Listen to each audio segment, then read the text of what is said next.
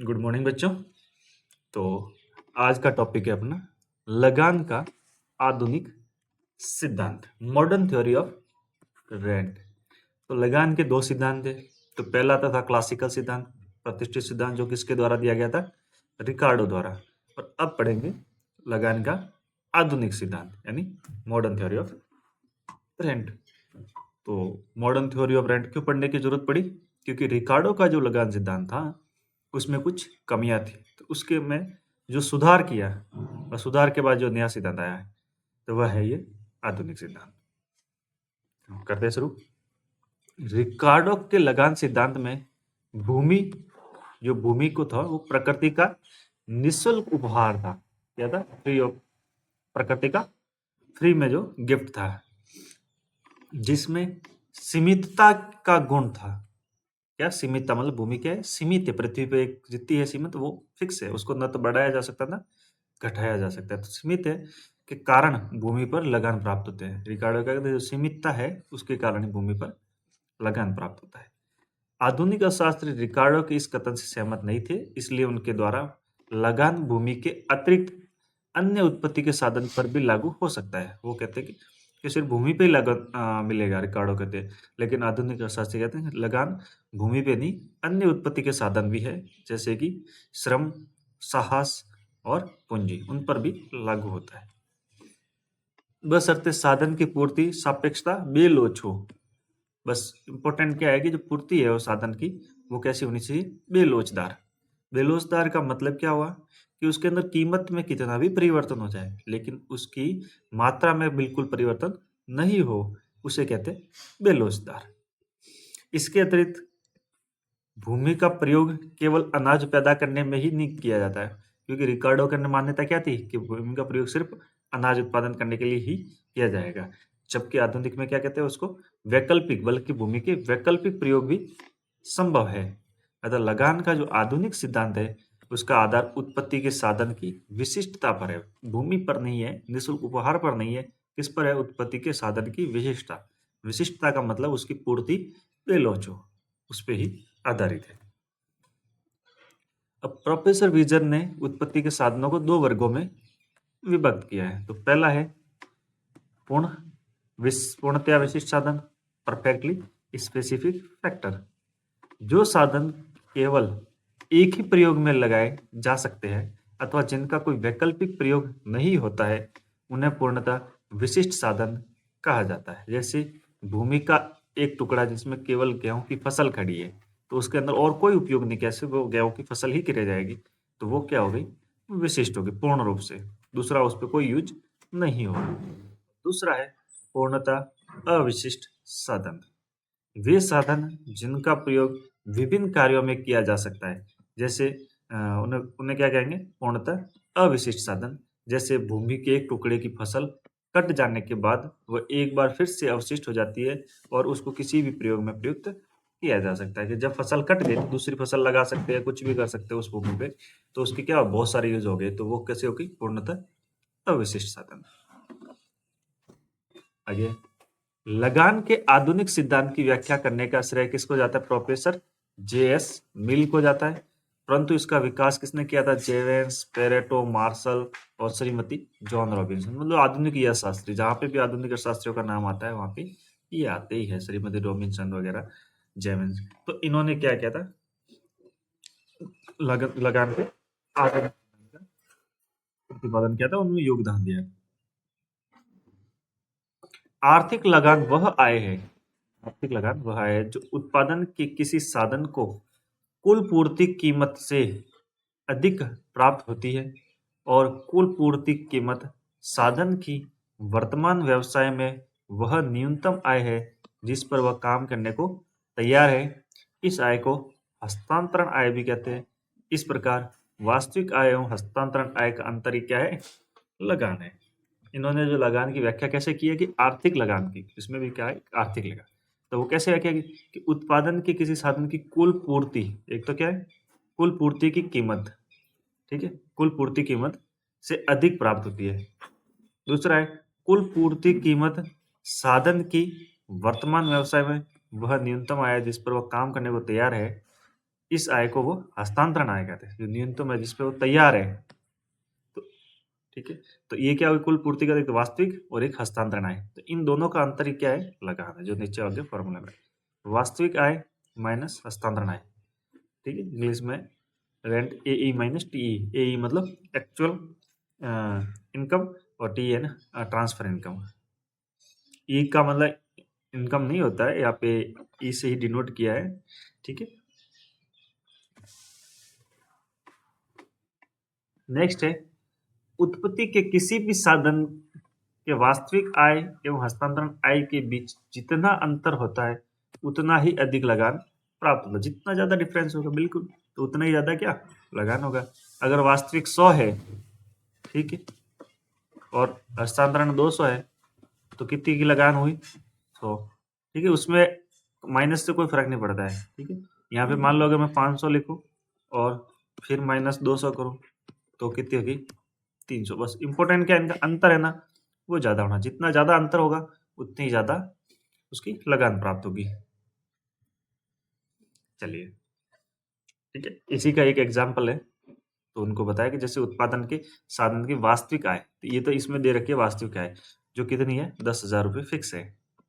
ठीक है, सब में 10,000, 4 कंडीशन दिए, चारों कंडीशन में कितनी 10,000 है वास्तविक आय। अब उत्पादन के हस्तांतरण आय, उत्पादन साधन की हस्तांतरण आय क्या है अलग है। जैसे मान लो हस्तांतरण आय कितनी है 10,000 ही हो, मतलब उसकी बराबरी हो, तो लगान कितनी प्राप्त होगी।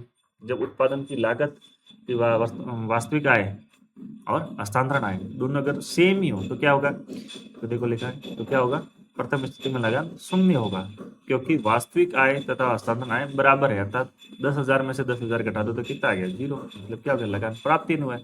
जब दोनों ही बराबर है तो क्या होगी लगान प्राप्ति, तो क्या होगी लगान प्राप्ति नहीं। दूसरी स्थिति में हस्तांतरण आय को 0 मान लेते हैं, तो क्या होगा लगान 10,000, मतलब जितनी वास्तविक आय पूरी की पूरी क्या है लगान है। कैसे, इस साधन की पूर्णता विशिष्ट है, अर्थात स्थानांतरण आय कितनी है शून्य है, तो लगान कितना होगा 10,000 में से 0 घटाएगा तो कितने आए 10,000 ही आएगी। इसका मतलब जो पूरी की पूरी क्या हो गई लगान हो गई। तीसरी स्थिति है कि 6,000, अगर 10,000 वास्तविक आय और हस्तांतरण आय कितनी होगी 6,000, तो क्या स्थिति आएगी, तो तृतीय स्थिति में लगान 4,000 बनेगी। कैसे बनेगा, साधन आंशिक रूप से विशिष्ट है तथा आंशिक रूप से अवशिष्ट है, अर्थात 15,000, सॉरी इसमें 6,000 नहीं आएगी 10,000 है, तो 10,000 में 6,000 तो ये आ जाएगी 4,000। ठीक है, यहाँ पे कैलकुलेशन है 10,000 में 6,000 बराबर कितनी हो जाएगी, तो 4,000 प्राप्त हो जाएगी। और चौथी स्थिति है अगर 10,000 से ज्यादा 12,000 है स्थानांतरण आय, तो कितना होगा 2,000 होगी, क्योंकि यहाँ पे अवसर लागत 12,000 है, यानी जहां और कहीं और जाता तो वहां 12,000 है, तथा साधन की वर्तमान आय कितनी 10,000 है, अतः साधन वर्तमान प्रयोग को छोड़कर अन्य उपयोग में चला जाएगा। इसलिए वास्तविक आय कितनी है 10,000, और इससे साधन की आदित्य कितना हो जाएगा 2,000। यह कभी भी ऋणात्मक नहीं, मतलब कि ये कह रहे हैं कि लगान कभी भी ऋणात्मक नहीं होगी। ठीक है, इसीलिए कहते हैं इसको माइनस प्लस का फर्क नहीं रखना है, आपको डिफरेंस देखना है, बोले वो प्लस में हो या माइनस में हो। जैसे 10,000 और 12,000 का डिफरेंस कितना है 2,000, और यहाँ 10,000 और 6,000 का डिफरेंस कितना 4,000। कौन सा देखिए कौन सा कम है, उससे कोई लेना देना नहीं होता है। तो आया समझ में, चलिए आगे बढ़ते हैं। साधन की पूर्ति लोच ही लगान का निर्धारण करती है। लगान का निर्धारण कौन करता है, साधन की पूर्ति लोच, पूर्ति यानी उसकी सप्लाई कितनी होती है उसी के आधार पर लगान निर्धारित होगी। तो पहला है पूर्ण लोचदार पूर्ति। पूर्ण लोचदार पूर्ति यानी इसमें क्या होगा, आप कीमत में मामूली का भी चेंज कर दो तो पूर्ति में बहुत अधिक चेंज हो जाएगा, तो उसे कहते हैं पूर्ण लोचदार पूर्ति। किसी साधन की मांग में परिवर्तन होने पर उसकी पूर्ति में भी परिवर्तन हो जाए तो वह उत्पत्ति साधन सीमित नहीं होगा, साधन की कीमत में परिवर्तन नहीं होगा, अतः पूर्णतः लोचदार पूर्ति वाला साधन पूर्णतः अविशिष्ट होता है।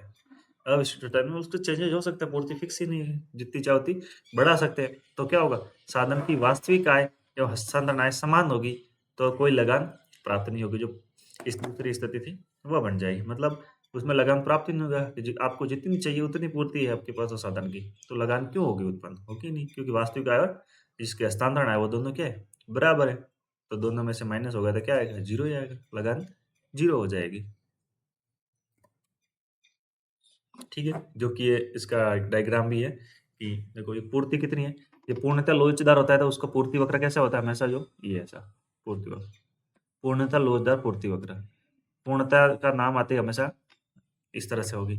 और ये मान लो डिमांड है, तो इसमें क्वांटिटी यहाँ, अगर डिमांड बढ़ भी जाए तो भी ये मतलब पूर्ति वक्र यही रहना था, मतलब देखो प्राइस तो सेम है, ठीक है, क्वांटिटी में अगर कम भी हो जाए तो भी ये रहेगा। देखो डिमांड वक्र कम, सप्लाई तो अनलिमिटेड है ना, तो इसमें क्वांटिटी किसके कारण, तो प्राइस का तो कोई लेना देना ही नहीं है, ठीक है, जब मूल्य का लेना देना नहीं है, मूल्य में कोई चेंज ही नहीं हो रहा है, तो हस्तांतरण और वास्तविक में समान ही रह रहा है, तो क्या है, लगान उत्पन्न ही नहीं हो रहा है, लगान जीरो हो रहा है। अब दूसरी स्थिति है पूर्णतः बेलोचदार पूर्ति, यदि साधन की मांग में परिवर्तन होने पर भी साधन की पूर्ति स्थिर है, तब जब बेलोचदार पूर्ति वाला साधन विशिष्ट हो जाता है, ऐसी स्थिति में हस्तांतरण आय शून्य हो जाती है। हस्तांतरण आय क्या होगी, शून्य होगी, और साधन की वास्तविक आय ही लगान होगी। ऐसी पूर्ण बेलोचदार पूर्ति वाले साधन की मांग बढ़ने पर उस साधन की वास्तविक आय बढ़ जाती है, अर्थात लगान की मात्रा बढ़ जाती है, इसमें लगान की मात्रा बढ़ जाती है, तो पूर्णतः बेलोचदार पूर्ति वक्र होता है। इसमें जैसे पूर्ति वक्र कैसा होगा, एकदम खड़ा होगा, बेलोचदार में हमेशा कैसा होगा, खड़ा, लोचदार में हमेशा कैसा होगा, खड़ा, एकदम सीधा है, इसका मतलब होगा बेलोचदार। इसमें क्या होगा कि आप कीमत में तो कितना ही चेंज कर लो, ठीक है, लेकिन क्वांटिटी फिक्स रहेगी। ये देखो कीमत में कितना भी चेंज कर दो, तो जो भी कीमत होगी और जो भी वास्तविक आय है उसमें क्या होगा, बढ़ जाएगी। तो वास्तविक आय ही जो उसकी क्या होगी, उसकी लगान होगी, क्योंकि हस्तांतरण आय तो कोई होगी नहीं, क्योंकि कीमत में कितना भी चेंज करो पूर्ति उसकी उतनी ही उतनी रहनी है, सीमित है, बिल्कुल कैसी है, अवशिष्ट, मतलब कि उसमें कोई भी चेंजेस नहीं होना, उसका विशिष्ट है। जैसे कि दिया था ना, गेहूं का उत्पादन दिया था कि एक खेत इसमें से गेहूं ही उत्पादन कर और कुछ कर ही नहीं सकते, तो वो जमीन किसके लिए, सिर्फ गेहूं के लिए, तो उसका दूसरा तो कोई ऑप्शन ही नहीं है, तो हस्तांतरण आय तो बढ़ ही नहीं सकती है इसमें।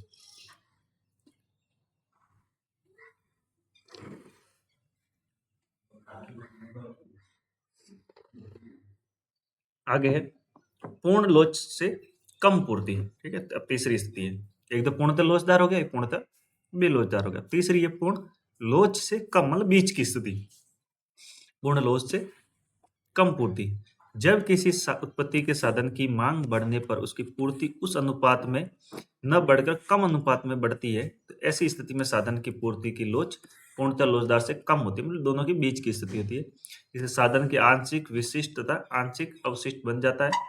ऐसी स्थिति में साधन की वास्तविक आय का अंतर ही लगान है, ठीक है, वास्तविक और अंतरण आय का अंतर होगा, वही क्या होगा, लगान होगा। जैसे कि इसमें क्या है, ये देखो सप्लाई वक्र कैसा है, ये, और ये डिमांड वक्र है, ठीक है, तो इनके बीच की स्थिति कहाँ बन रही है, ये वाली, ये वाली जो ये क्या है, अपना लगान है, ये क्या है, लगान। दूसरी पहले वाली स्थिति में ये पूरी पूरी लगान थी, ये जो इसलिए मार्क करा है, ये क्या थी, पूरी की पूरी लगान थी, क्योंकि इसमें क्या हो रहा था, जितना उसके हस्तांतरण आय तो है नहीं, वास्तविक आय जितनी बढ़ रही है वो पूरी पूरी क्या रही थी, लगान, और इसमें जो बीच का एरिया है ये क्या है, लगान का हिस्सा है, समझ में। चलिए अब देखते हैं कि रिकार्डो के जो लगान का जो सिद्धांत था और आधुनिक लगान के सिद्धांत, इनमें अंतर क्या है, दोनों में मुख्य अंतर क्या है। तो एक तो अंतर का आधार, एक तो रिकार्डो का, दूसरा है आधुनिक। तो पहला दिन अर्थ क्या है, तो देखो रिकार्डो के अंदर क्या है, लगान एक ऐसा भुगतान है जो भूस्वामी को भूमि की मौलिक व अविनाशी शक्तियों के प्रयोग के बदले दिया जाता है। सिर्फ किसके लिए दिया जाता है, भूमि के लिए, क्योंकि भूमि कैसे, एक तो मौलिक मतलब प्रतिपदा है, ठीक है, और अविनाशी मतलब कभी खत्म नहीं होने वाली शक्ति है। और दूसरा है लगान का आधुनिक सिद्धांत, इसमें क्या है कि लगान उत्पत्ति के साधन की, लगान उत्पत्ति के साधन की प्राप्त वास्तविक आय और हस्तांतरण आय के अंतर को कहते हैं। वास्तविक आय हस्तांतरण आय के अंतर होगा, वही क्या होगी, लगान होगी। आगे है इनके बीच में संबंध, क्या है, संबंध, संबंध के रूप में कैसे, रिकार्डो के विचार में लगान का संबंध केवल भूमि से है, सिर्फ किससे, भूमि से, अन्य साधनों से नहीं है। जबकि आधुनिक अर्थशास्त्रियों के अनुसार लगान सीमितता के कारण उत्पन्न होता है, तो इसका संबंध उत्पादन के प्रत्येक साधन से है, सिर्फ भूमि से नहीं। ठीक है, प्रत्येक साधन से है, सभी साधन, चारों साधन, चारों है, भूमि, पूंजी, श्रम और साहस। ये तो मुझबान याद होने चाहिए, भूमि, पूंजी, श्रम और साहस या उद्यमशीलता। नेक्स्ट, कारण। रिकार्डो ने लगान उत्पन्न होने के कारण बताए। क्या कारण बताया? कि भूमि में उर्वरा शक्ति के में भिन्नता, भूमि की स्थिति में अंतर या उत्पत्ति हास नियम का लागू होना, इन तीन स्थितियों के कारण लगान उत्पन्न होता है। और आधुनिक अर्थशास्त्री क्यों बता रहे कि लगान के आधुनिक सिद्धांत के अनुसार लगान के उत्पन्न होने का मुख्य कारण उत्पत्ति के साधनों की सीमितता या उनकी पूर्णतः लोचदार से कम होना, पूर्णतः लोचदार से कम होना, अर्थात लगान उत्पन्न होने का कारण साधन की विशिष्टता है। ठीक है, साधन की विशिष्टता है। नेक्स्ट है क्षेत्र, यानी उसका यूज कहा ले जाता है। इस सिद्धांत का क्षेत्र संकुचित है। कैसा है? संकुचित है। कैसा है? संकुचित है, क्योंकि लगान केवल भूमि को ही प्राप्त होता है। इसमें सिर्फ क्या है? सिर्फ भूमि को ही बोला है। जबकि इस सिद्धांत का क्षेत्र विस्तृत है। कैसा है? विस्तृत है, क्योंकि लगान उत्पत्ति के प्रत्येक साधन को प्राप्त होता है, इसलिए कैसा हो गया? विस्तृत हो गया। दूसरा है विशिष्ट साधन। रिकार्डो के अनुसार भूमि सदैव पूर्णतः विशिष्ट साधन है। कैसा है? भूमि कैसे हमेशा पूर्णतः विशिष्ट है, मतलब एक ही यूज में आएगी और कुछ यूज नहीं आएगा, क्योंकि भूमि की पूर्ति सदैव पूर्णतः बेलोचदार होती है, इसलिए कैसा है? विशिष्ट है, मतलब उसमें कोई परिवर्तन नहीं किया जाता, मतलब फिक्स है भूमि, उसको बदल नहीं सकते, ज्यादा पूर्ति नहीं बढ़ा सकते, इसलिए कैसा है? विशिष्ट है।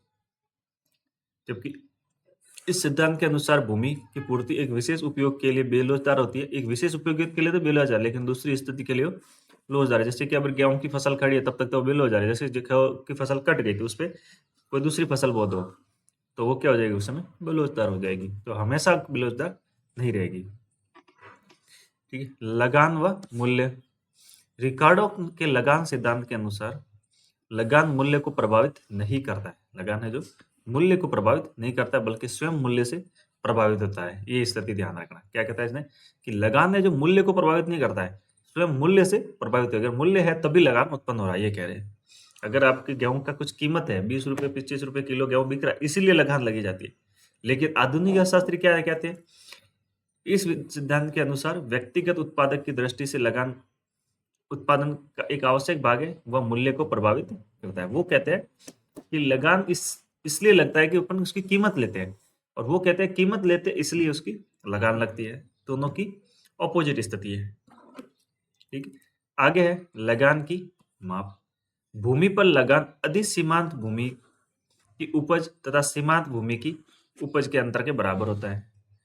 इन्होंने रिकार्डो ने क्या, एक तो अधिसीमांत और सीमांत कि भूमि की कैटेगरी के, और सबसे जो लास्ट में कम उपजाऊ भूमि होगी वो सभी सीमांत, उससे जितनी भी ज्यादा होगी वो सारी अधिसीमांत होगी। तो उनके जो सीमांत और अधिसीमांत के उत्पादन का जो अंतर होगा वही क्या है? लगान है।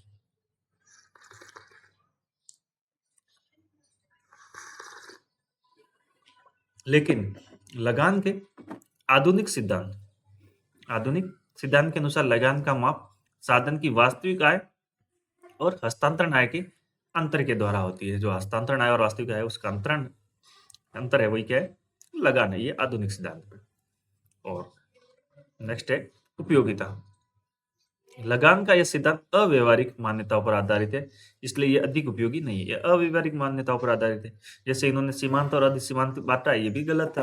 क्यों? कि जो सीमांत भूमि उस पर भी कुछ ना कुछ तो लगान प्राप्त होता है, लेकिन रिकार्डो क्या कहता है? सीमांत भूमि पर कोई लगान प्राप्त नहीं होगा। तो उनकी अमान्यता है। ठीक है, और एक इसको कहता है कि बिल्कुल पूर्ति को बढ़ाया नहीं जा सकता, बिल हो जाए, मतलब एक ही उपयोग में हो, लेकिन भूमि के कई उपयोग भी किए जाते हैं, और सिर्फ ये सिर्फ भूमि पर आधारित है तो कई सारी उसके अंदर खामी आती है, इसलिए इसका उपयोग कम किया जाता है। जबकि लगान का जो आधुनिक सिद्धांत है वो वास्तविकता के अधिक निकट होने के कारण इसका ये अधिक उपयोगी है। ठीक है, तो ये अधिक उपयोगी है। अब देखते हैं कि कुछ टॉपिक्स है कि अर्ध लगान या आभास लगान, क्वासी रेंट क्या होता है। कई बार हमें देखने को मिलता है कि अर्ध लगान है, तो अर्ध लगान या आभासी लगान क्या है? तो मार्शल ने बताया कि मनुष्य द्वारा निर्मित मशीनें एवं अन्य यंत्रों की पूर्ति अल्पकाल में तो स्त्री या बेलोचदार होती है, मतलब कम समय। अल्पकाल में तो कैसा स्थिर है या बेलोचदार है, लेकिन दीर्घकाल में परिवर्तनशील अथवा लोचदार होता है। दीर्घकाल में कैसा होगा, परिवर्तन की। दीर्घकाल एक लंबा समय, उसमें क्या है, सब कुछ परिवर्तन कर सकते, लेकिन अल्पकाल एक छोटा समय, उसमें उत्पत्ति के हर साधन को अपन इस परिवर्तन नहीं कर सकते। जैसे कि आपका एक कंपनी चल रही है या आपकी एक फैक्ट्री फर्म है, उसमें भूमि है या आपकी बिल्डिंग है, अगर कहे कि 1 महीने में दूसरी भूमि खरीदना तो बड़ा मुश्किल है, ठीक है। तो अल्पकाल के तो उसको स्थिर, लेकिन आपको लंबा समय, दीर्घकाल, ठीक है, 5 साल 10 साल बाद में अगर और उसको एक्सपेंड करना है तो आप आराम से कर सकते हैं। और एक चीज मैं बता देता हूँ, इसमें इसमें अल्पकाल और दीर्घकाल का कोई टाइम पीरियड फिक्स नहीं होता है। अल्पकाल और दीर्घकाल का ऐसा कोई फिक्स नहीं है कि अल्पकाल 5 साल का होगा, 3 साल का होगा या 1 साल का होगा, ठीक है। तो ऐसा कुछ भी नहीं है। अल्पकाल का मतलब वह समय है कि जिसमें किसी फर्म के लिए अलग अलग हो सकता है, कि कोई फर्म है, अगर अपनी उत्पत्ति के सभी साधनों को अगर 4 महीने में ही अगर परिवर्तित कर लेते तो 4 महीने ही उसका अल्पकाल है, या अगर वो अगर 5 साल में करता है तो उसका 5 साल अल्पकाल है। वो फर्म से फर्म वेरी करेगा, मतलब उत्पत्ति के सभी साधनों को अगर वो परिवर्तित कर सकता है वो समय उसका दीर्घकाल है, और नहीं कर सकता वो सारा अल्पकाल है। ऐसा कोई टाइम पीरियड फिक्स नहीं होता है, ठीक है। तो कुल आभास लगान का फॉर्मूला क्या है कि कुल आगम माइनस परिवर्तनशील लागत, ठीक है। तो यही लागत है। तो देखो आगे क्या आएगा कि पूंजीगत साधनों की पूर्ति दीर्घकाल में स्थिर नहीं होती है, इसलिए इनकी आय को लगान नहीं कर सकता, परंतु अल्पकाल में इन साधनों की पूर्ति स्थिर होती है। अल्पकाल में इन साधनों की आय लगान की बाती होती है, जिसे मार्शल ने क्या कहा, आभास लगान, ठीक है। तो ऐसे साधनों को क्या कहा, आभास लगान, ठीक है।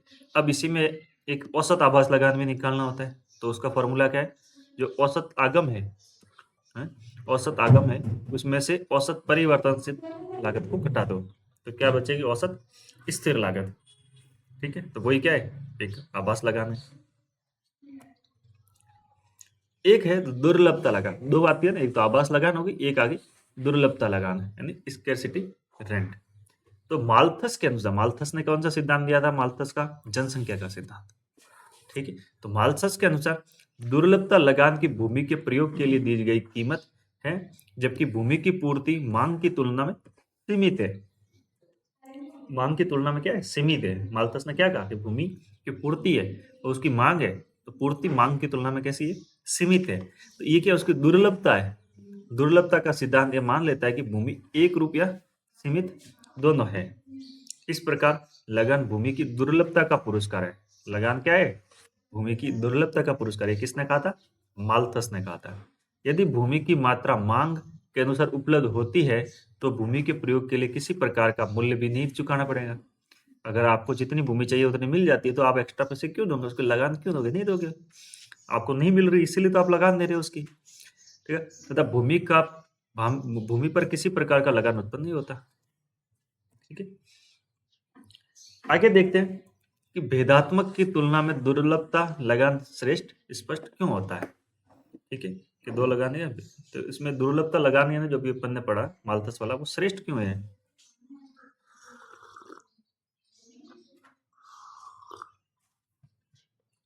रिकार्डो के लगान सिद्धांत, रिकार्डो के लगान सिद्धांत के अनुसार सीमांत भूमि लगान रहित भूमि होती है।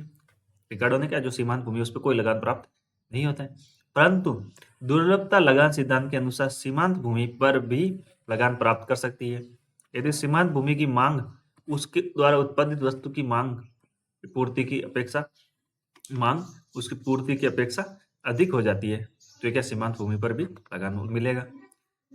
रिकार्डो के अनुसार लगान भेदात्मक बचाते हैं, ठीक है। भेदात्मक अलग अलग भूमि के अनुसार जो भेद है उसके कारण मिलता है, जो कि भूमि की उर्वरता में अंतर के कारण उत्पन्न होता है। परंतु दुर्लभता लगान सिद्धांत के अनुसार भूमि की लगान उसकी सीमितता के कारण होता है, परंतु भूमि ही नहीं बल्कि अन्य साधन भी सीमित हो सकते हैं तथा लगान प्राप्त कर सकते हैं। जो भी सीधा साधन सीमित होगा वो लगान प्राप्त कर सकते हैं। यही बात किसमें कही, आभास लगान एवं लागू का आधुनिक सिद्धांत बताता है। इस प्रकार दुर्लभता लगान सिद्धांत आधुनिक लगान सिद्धांत से बहुत निकट है। दुर्लभता लगान का जो सिद्धांत है माल्थस का, वो किसके नजदीक है, आधुनिक लगान सिद्धांत के। तो लगान का टॉपिक यहीं खत्म करते हैं।